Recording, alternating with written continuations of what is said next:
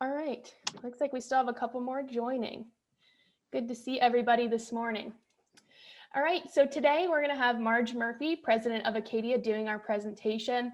She has over 20 years of experience in Acadia alone, so she is very knowledgeable on the sales process as it relates to manufacturing especially. So without further ado, Marge, I'm going to hand it off to you.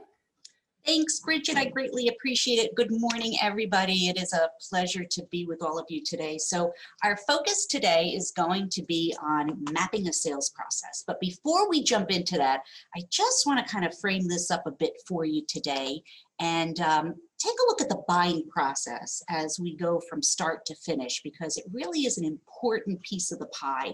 And as Bridget said, over the past 20 years at Acadia, we've evolved in a lot of ways. We really started out as an outbound lead generation agency, and we have evolved over time to incorporate the digital portion of lead generation as well. It's such an integral part of everything that we do. And where we are now is really helping companies align their sales and marketing efforts, because it is imperative in this day and age that we notify and make sure that we understand that what marketing and sales are doing is not siloed any longer. It is one continuum. So let's frame this up a little bit. If we take a look at the buying process, we know in the B2B space, most people are 70 to even 80% of the way through their decision-making process before they engage with sales. So there is a lot going on before you even realize that someone is vetting you. So let's take a look at this. The bottom portion here that you see is what's important to us as the vendor. But more importantly, we have to understand what's important to the buyer, and we have to serve up that information at the point in time that they're looking for it. So if we're trying to create demand, really what our clients are looking for is awareness. What do you do? How do you do it? And is it going to solve my problem? Then we want to be identifying prospects, and prospects that really want to learn more need educational elements. They don't want to be sold to, they want to learn, because they're looking at you, they're also looking at other options, and they want to vet those different options that they have, and they want to do that on their own. So educational elements are really, really important. Why are you better? What are you going to do better for them?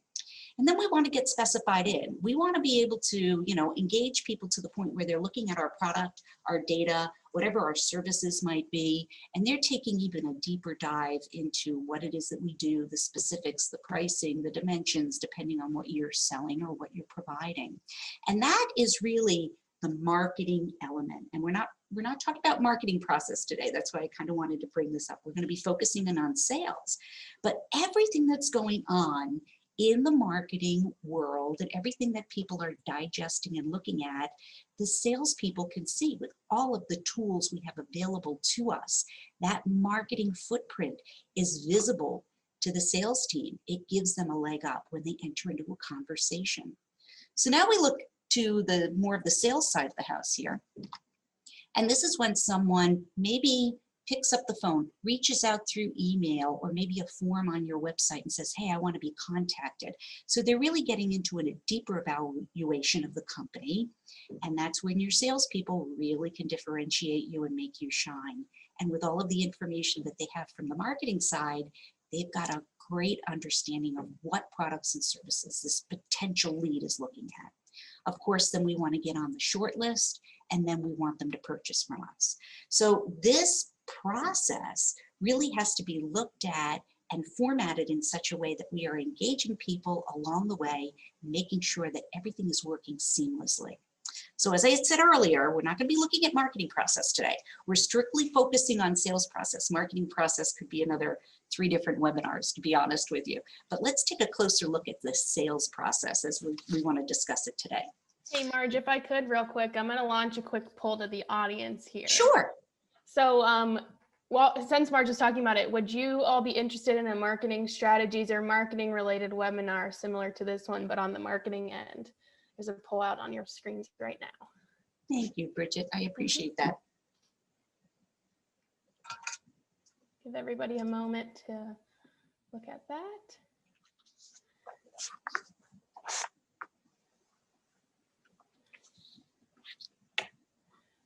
Awesome. Perfect. Looks like most everybody would, or somebody in the organization would. So Fabulous. we'll get something like that pulled together as well.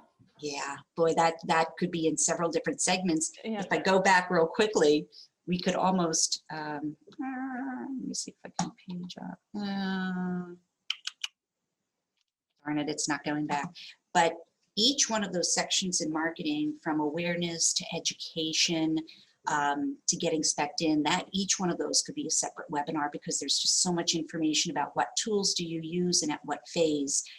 In the attract, we could talk about SEO all day long, and I'm not an SEO specialist, but we can bring an SEO specialist in to talk about it. It's really amazing the amount of different things you have to pay attention to. So back to sales. So you're looking at my screen now, get out your tools. I want everybody to have something in front of them, be it paper, sticky notes. We use Lucid Chart oftentimes when we're going through this process. Sticky notes are great. I remember one time being in the conference room with a client and the wall was just full of sticky notes and we kept moving things around. Nope, we're gonna put this process first, or we're gonna put this procedure before this one. So it's a lot of fun. This is the way we're gonna be thinking today. We're gonna be thinking flow charts. We're gonna be thinking decision points, and that's really what makes this work. All right, guys, so here we go. Oh, I'm not advancing at all now. There we go. So we talked about 3 steps. Step 1, we're going to define where your leads come from, and we're going to talk about how to keep them organized. And this is something that we kind of skip over oftentimes, and a lot of clients feel, yeah, I got something working, it's good enough. But I think we really have to take a deeper dive into this and spend a little bit of time talking about it. So you think about where your leads come from today, and you probably have a bunch of different areas. Most commonly, we hear trade shows, websites, Google ads, referrals, okay? You could have several different other ones. Could be Facebook ads that you're doing, many different things. And if you look at how these are coming into you, there's a variety of different formats. Oftentimes, a trade show, you'll get a spreadsheet of attendees. Website, you might get an email at your info ad or your sales ad. Google could come in as a form, and referrals could be a conversation, a networking meeting, or a lunch with somebody. So here we have all of these different potential leads, and none of them are in the same format. So what do we do with them? How do we store them? Where do you store them? How do we keep them updated? And most of the answers that we get are pretty similar. We have a CRM, kind of, sort of. We use Outlook, we use Gmail. I have a bunch of spreadsheets that I get from different associations or trade shows.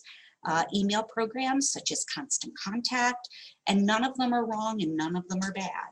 But what I want to highlight here is that if you're going to have one point of truth, one platform, thinking about that buying process, and having your marketing and sales information in one platform, you really have to normalize this information, choose a platform, and get it in place.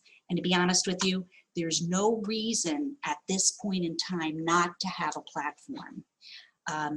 There are so many free tools out there available to everyone.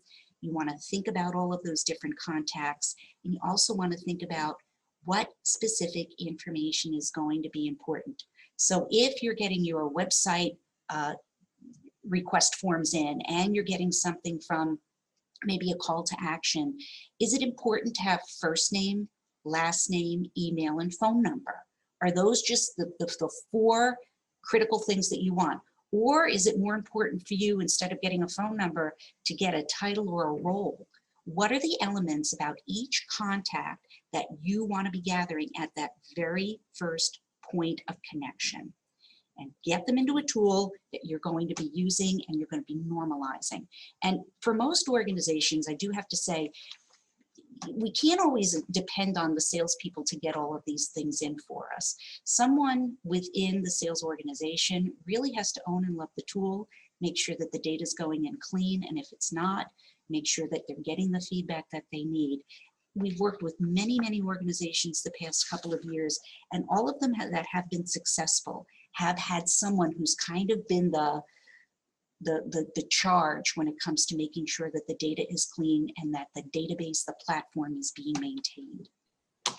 Yep. And Marge, and to everyone, I have a poll out there right now. Are you using a CRM? I know a few people have already answered it. So it looks like a majority of people do, but kind of a split on if they're using it effectively or not. And I know that can be one of the biggest challenges. It is. And I think everyone has to recognize that they have to tap a person in their organization who's really going to use that, to be the person who kind of oversees it. I oftentimes refer to using a center of excellence where you have your marketing and your sales leads, and underneath them, they have an assistant or someone who's really helping to keep the data accurate, to run reports, and to guide the team to what they're doing right or wrong. You know, hey, we really need to fill out these fields or what have you, and really be the go-to.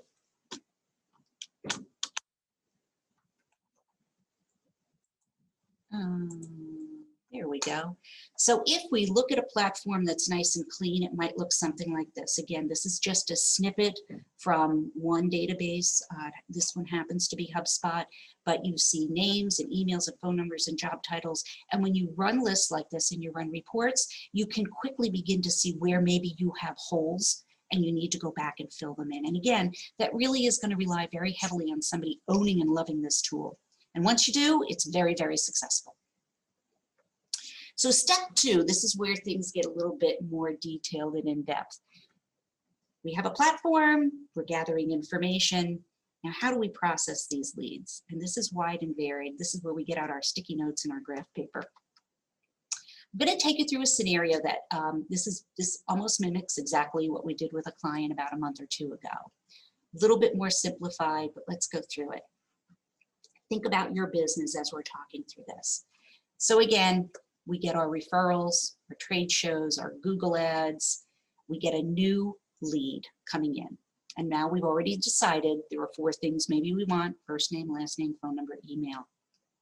The very next thing that we have to ask are they qualified? And this is a point that often gets stepped over. What is a qualified lead? So these folks over here through the websites, the referral, the trade shows, they're all our marketing qualified leads. Now, once they move into a lead where the salespeople are looking at, we have to determine, are they sales qualified? And what do we mean by what is a sales qualified lead?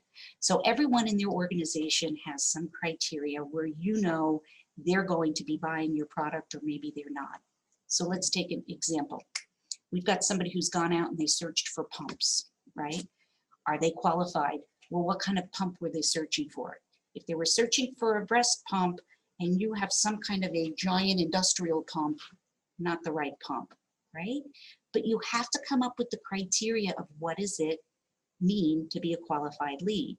Now, maybe they are looking for an industrial pump, but you don't manufacture that type of a pump, but they could come back and buy something from you in the future. So what we do at this point is say, they're not necessarily qualified for this particular instance or application, but they could be in the future. So we want to nurture them. But if we come back and say we'll never be able to sell them anything, it's just not the same thing, you want to get rid of them. And this is a big nuance right here of how do we keep the folks who maybe aren't ready to buy today, or maybe it's not the right application, but they could have future applications that would use your product or service. We want to continue to nurture them.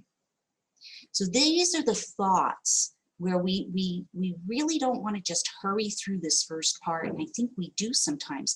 We got a lead, we call them, yeah, that didn't work. Where'd they go? I don't know. Could they be a future option for us? We really want to think about the nuance of this, because when we talk about nurturing, what do? We send them back to marketing again. This time when we send them back to marketing, we send them back with a little bit more information, and I'm going to discuss that a little bit later on with regards to segmentation. Now, if we do say, okay, they're qualified, this is good, we go into a discovery phase here. And once we go into the discovery phase, we're going to start to take them into that quoting process, that real deep funnel where we're talking about their project, what their specifications are. We start to negotiate, and I'll get into that in a second. But before I jump from this slide, I just want to pause for a minute and ask if anyone has any questions. Either take yourself off mute or put it up in the chat pane. Before I move on from this, I want to make sure that there are no questions about what the meaning is to this and how important it is.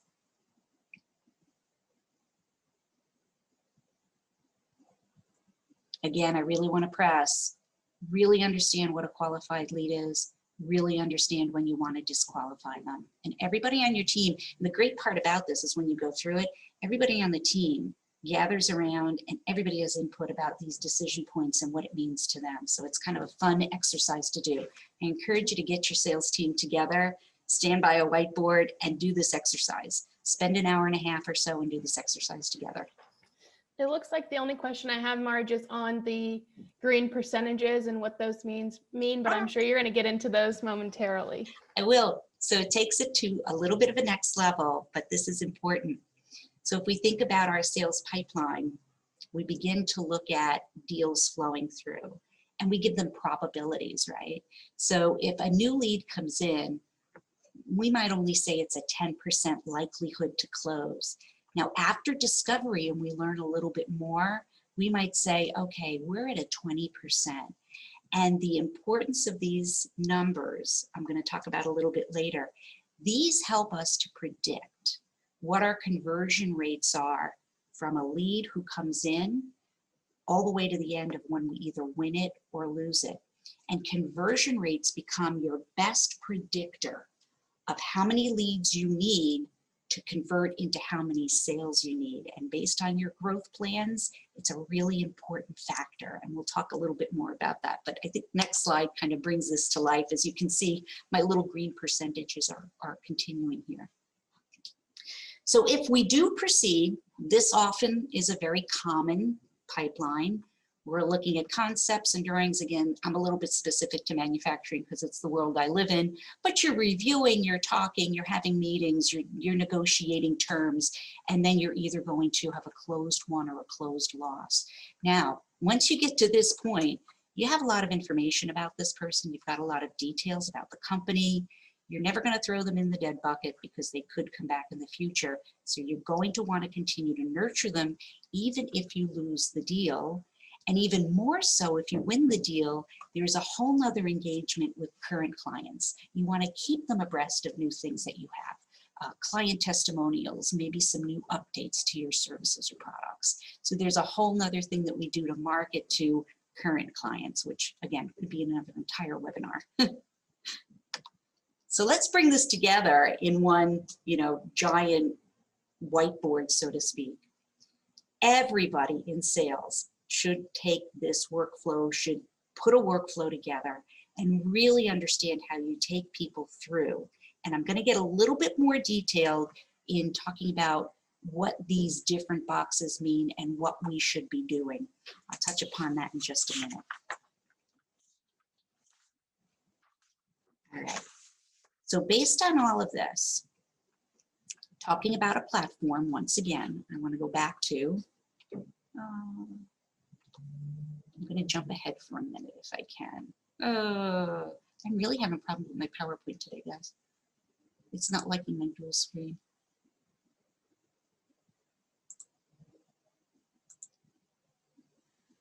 All right. So now that we have this process flowed out, we want to look at the entire process and look at the data points that we want to be pulling in each part of that process, because the data points are going to help us with reporting. So again, I go back to the fact that in order to garner all this information in a seamless manner, you can see it very clearly. If we have part of it in a CRM and part of it in Outlook and part of it in spreadsheets, we're not going to be able to achieve getting this process put together on one platform to report accurately and to have everything in one central point. Several years ago, I used to say, you know what, if spreadsheets are working for you, that's great. But in today's day and age, it doesn't work any longer. And it doesn't work because there's too much information that everyone needs to know, everybody from marketing to sales to customer service and beyond. So you really, really do have to think about a platform. And again, there are a lot of very affordable platforms. Find one that works for you. But in order to make this happen, you got to have a platform. So let's take a look at some of the pieces of data. So again, here's the entire process that we have. Now, how do we begin to break this up and think about those data points? So new business lead comes in. We talked about this before. What are the key elements, fields you want filled out? And everybody in the organization needs to know that. This is what we need. Nothing more, nothing less. Then when you get to that qualified stage, what are the questions that you're going to be asking? You might be asking industry, applications, timeframes. If somebody wants something in a matter of 2 weeks and you can't deliver it for 6 weeks, no matter what you do, you're probably not going to get that sale unless there's something else you're able to do. Maybe you work specifically with small to medium-sized companies. So if a larger organization calls you, it's not going to be the right fit for you. What are those qualifications that are important to you? And, you know, a lot of times when we talk about qualifications, there's kind of some soft qualifications too. Maybe you work best with food and beverage companies. Yeah, you can work with pharma, but it's not in your sweet spot. So do you want to start to really pinpoint on an industry? Or maybe you want to pinpoint a size of company, or even something as, you know, it's kind of hard to put your finger on, but culture. You know, sometimes you'll get a call and you'll look to collaborate with somebody and you're like, you know what, our cultures just don't match. So what are the qualifying criteria? And some of them might be a very soft skill. You know, it's a very interesting dynamic when you start to talk about qualification. But as you can see, as I'm kind of putting these together, you might look at these as checklists. What are the checklists we have along the way that we want to be filling in as we're talking about these different aspects of data?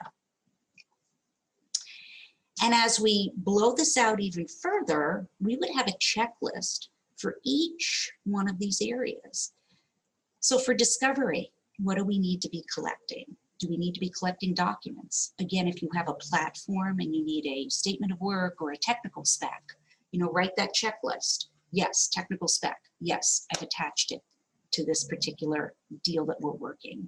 Do we need to put any kind of a review process in here that might involve some other people in our organization? Do we need to remind ourselves we have to set a meeting, we have to get other people together, and these are the elements we need to bring to the meeting? How are we going to negotiate terms? Do we need to bring the financial people in? Who needs to be involved with that? So what needs to be collected at each stage? And what do you want to report to? Because if you want to get a report at the end of the day, you've got to have those fields or those quantities available. If we're negotiating terms and you want to be able to see margins, we've got to be capturing that information. Again, anywhere along this way, if somebody's falling out, we want to make sure we put them back in the nurture pool. We don't lose sight of them. So if they don't become a sale, don't just forget about them. Checklists is the way to go. Oftentimes people start to write procedures for everything, and it is important at some point, but really start simply. Just look at your flow, put checklists together. It could be 5 or 6 points. This is what we need along the way.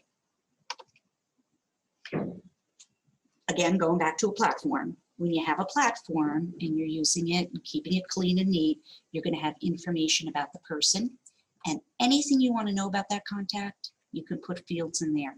For some people, sometimes it's, you know, they want to have a role. A title is one thing, but it doesn't always indicate what is the role of this person. Are they a decision maker? Are they an influencer? Those are important concepts and things to know.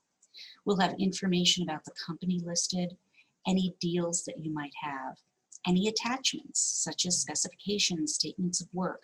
There are so many different ways to organize, and this is the joy of having a platform. It's like your file cabinet drawer, and then you have all your little different file folders that are giving you specific information. What I like the best about using a platform is any activity that's going on, whether it be a marketing activity or notes from a meeting, emails that you've sent back and forth. If you've made any calls, if you have any tasks, you can also attach links to like Zoom meetings and what have you. So all of the activity for this one particular person in this company is in one place.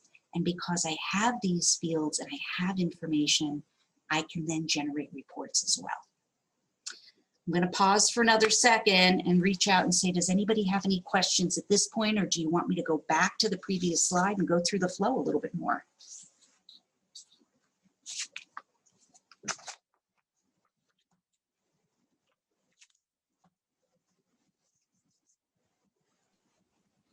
Doesn't look like we have any questions right now, but I am going to launch a quick poll. Do your sales and marketing teams share information about your contacts? As Marge showed, there's platforms like HubSpot here where you can easily see that information between the two teams and share that quickly so that everyone knows the full story about the contacts. Got a few people saying yes, a couple people saying sometimes. It can always be better, we know that. I do have to say though, when we go through this process, and this is such a learning process because oftentimes, you know, especially too, if you have regional salespeople and they're in different areas, they're not together a lot. You'll have, you know, the West Coast guy come in, the Midwest guy come in, and then they sit and they go, no, I don't do it that way, I do it this way. And it's not that anyone is doing it wrong. They just have different ways of doing it. And that oftentimes can create issues when it comes to reporting at the end of the day. Maybe they're not capturing a certain piece of information, or maybe their qualification criteria is different. And when we sit and do this activity, or you guys go home after this and you set a meeting for 2 weeks from now and you all decide you're going to get in the room with the whiteboard or get on a Zoom with, you know, Lucid chart in the background, these are the questions that are going to come up, and it's great conversation because we learn from one another when we go through this. So it's always been a very, very positive experience. And sometimes you look at it and you go, oh my gosh, everybody's going to be fighting about what needs to be done. It ends up being a really good exercise, and it pulls people together. And there's a lot of aha moments. You know, it's like, oh my gosh, there's an easier way to do that, or I didn't realize we could do it this way or that way. Have the conversation. It really is. It's very empowering. All right, so talking about reporting, and I had mentioned this one earlier, this conversion reporting to me is just so critically important. There's a lot you can report to when you have a platform. You can take a look at, you know, dollar figures, who's got what in the pipeline, what is the activity leaderboard like, how many emails are we sending, how many meetings are we making. That's great. And I understand that, you know, we have to have X amount of meetings to bring in X amount of sales. But what really is powerful to me is being able to understand your conversions, that you know for every 14 leads you bring in, you're going to quote 7 and you're going to lose 1. How do we know what's going on here? If we see big drops in conversions, we know we've got a problem at some point in our sales process. Something's going on. Maybe it's taking us too long to turn around quotes and we're losing people. Maybe we're not getting in touch with them quickly enough. But if we can start to see these conversions and we see any big drops, we know that there's something wrong in that sales process, and it gives us the ability to go back and correct it. So this type of reporting is tremendously powerful.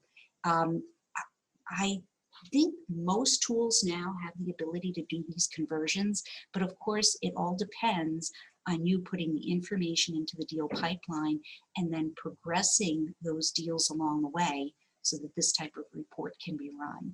But it's extremely powerful when you do this. And it all goes back to starting with the map. Mapping it out, understanding what's going on, and understanding how you generate the leads and how you pull them through, then you'll get this conversion rating at the end of the day. So, kind of stepped through this probably a little bit fast today. I like to take the time out and say, okay, I want everybody to kind of work on this, but I really would love, if we have time, and Bridget, I think we probably do, I'd like to give everybody 5 minutes to just pause and think on this for a minute. I'm going to pull back the screen to the map so you guys can take a look at it and work on it. And we'll come back in about 5 minutes. We'll give you some time, and then you might have some more questions. So if you've got teams with you, definitely get on your chat panes and start to talk. But I encourage everybody to just take a few minutes to work on this. So Bridget, while everybody's working on that, I'm going to pull this screen back if I can find my mouse. Let's try the touch screen. There we go.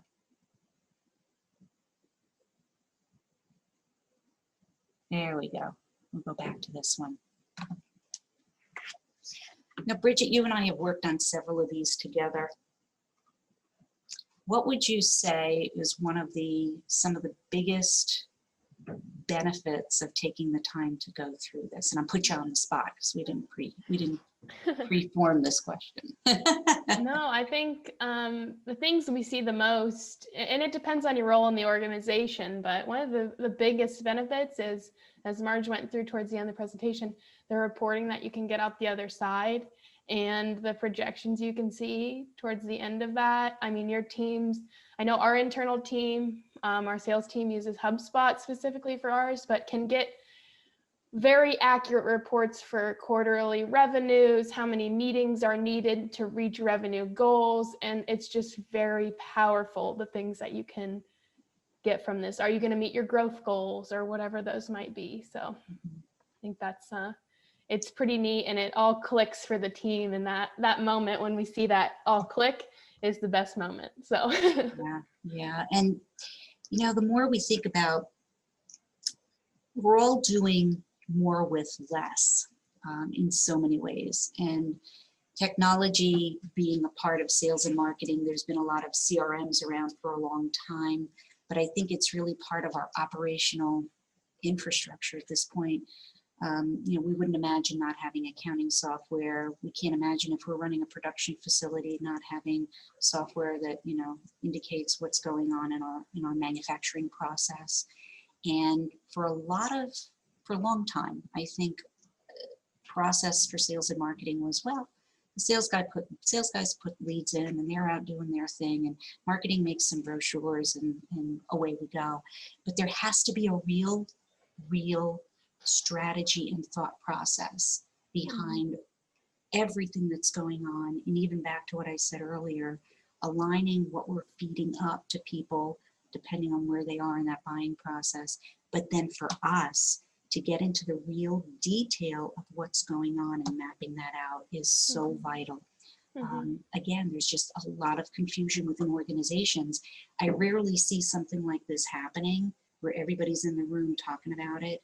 And once you do that, the clarity arrives and it's like, oh. And then again, as you're seeing your deals progress through, you really get a clear picture of your revenue. And future revenue is really, really important. Accounting gives us past revenue and we can see what we closed, but we really need to see what we are looking at in the future. It's so important to be able to understand that future pipeline. It's the future of our companies.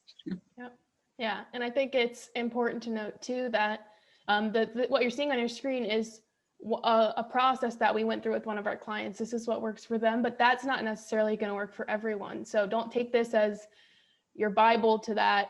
Make it how you work, how your team works, and what's going to work for you. We see a lot of times people get a CRM and they say, oh, it doesn't work, because they're trying to cram their process into the CRM and fit in the CRM, when you really need to adapt those tools to how you work and how your team works. It makes it an easier adoption process for you, whoever's implementing it, so you don't get as much pushback. And it just works better for everyone at the end. And I think the other thing that is so important is sometimes we don't like to show the team, when we're working through something, we want to get it perfect. But the more that you can educate them to the fact that we put the process in place, now we have to create the fields. And there may be some automation, there's workflows behind there that will trigger something to happen.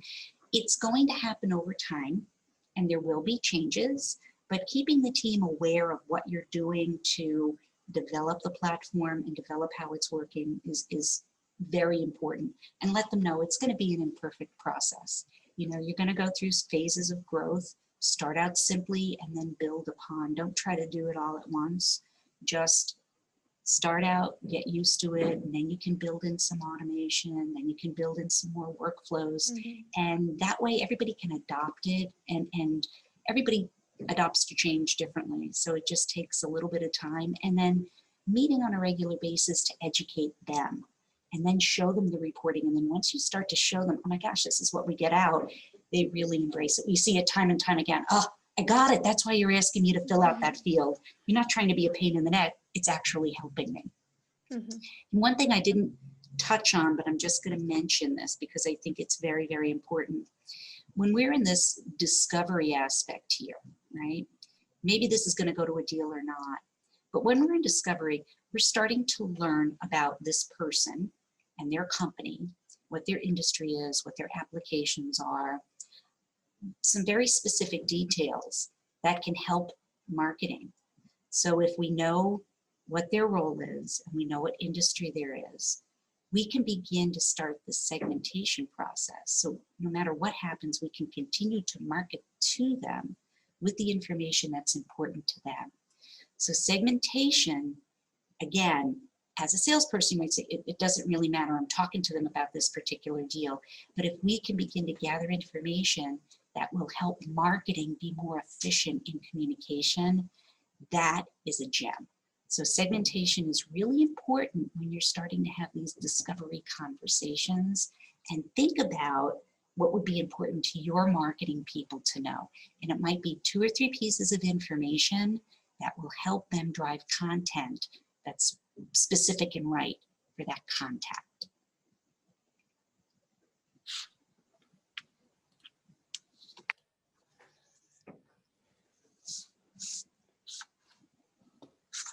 All right. We were kind of talking in the background as you guys were working, but Bridget, did we have any questions that came up along the way while we were doing this? Let me check. I don't see any at the moment. I know people might be talking amongst themselves. Any questions from anyone at this time? Give you a second to get them in. I'm also going to launch one more poll here.